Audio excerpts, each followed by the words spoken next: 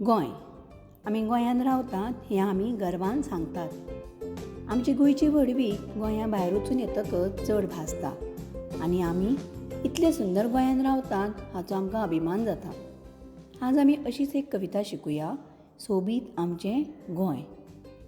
कवी आसा मनोहरराय सरदेसाय. तांचो पिसूळी हो कविता जेलो खूब फामाद आसा. तांकां लोककवी हो भोवमानय फावो जाला. हांव कविता वाचतां, म्हजें सांगाता तुमी बी वाचात. सोबीत आमचें गोंय, सुंदर आमचें गोंय, रसाळ फळांचें, पिकाळ मुळांचें, लळीत कलांचें गोंय, माड माडयांचें, न्हंया दर्याचें, दुदा झर्याचें गोंय, फुलां फातयेचें, तांबडे मातयेचें, लोकणां शातयेचें गोंय, पोरणे किर्तीचें, तरणे शक्तीचें, अमर स्फुर्तीचें गोंय, मेकळेपणाचें, मनीसपणाचें, सपन भांगराचें गोंय. सोबीत आमचें गोंय, सुंदर आमचें गोंय. आमचें गोंय सोबीत आसा, सुंदर आसा हें आमकां सांगपाक नाका, आमकां सगळ्यांक खबर आसा. कवी ह्या कवितेची व्हडवीक आपल्या सोबीत सुंदर उतरांनी करता आनी आमच्या गोंयची सोबीतकाय आनी वाडयता. तो म्हणटा, तरेतरेचीं फळां आमच्या गोंयांत पिकतात. तरेतरेचीं रसाळ फळां जशें आंबे, पणस, चिकू, अणसां, काण्णां, चुन्नां, काजू, जांबळां, केळीं, चिपटां आनी जायतीं. तशेंच गोंयची माती पिकाळ देखून हांगा बरीं बरीं मुळांय जातात, जशीं तांबडी आनी धवी.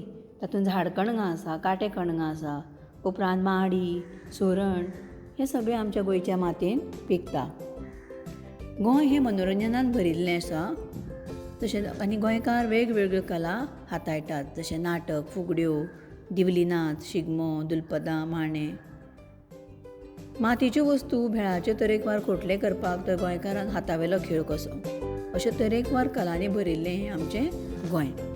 माड माडयांचें, न्हंया झर्याचें गोंय, फुलां फातयेचें, तांबडे मातयेचें, लोकणां शातयेचें गोंय. भायल्या गांवांत गेलीं आनी परतून गोंयां येवपाक लागलीं की हेच माड आमी गोंयांत पावल दवरिल्ल्याचो आमकां भास दिता. हांगा वचत थंय माड माडयो हांचीं झाडां आसात, तशेंच हेर झाडांय आसात. माडा पासून मेळिल्ले नाल्ल आनी माडये पासून मेळिल्ल्यो सुपाऱ्यो आमी वापरतात. लांबच्या लांब आशिल्ली दर्यावेळ गोंयच्या अस्तित्वाची वळख करून दिता. कोलवें, मिरामार, पाळोळें, बाग, कळंगुटे ह्यो फामाद दर्यावेळो. तशेंच मांडवी, जुवारी ह्यो घसघशीत व्हांवपी न्हंयो.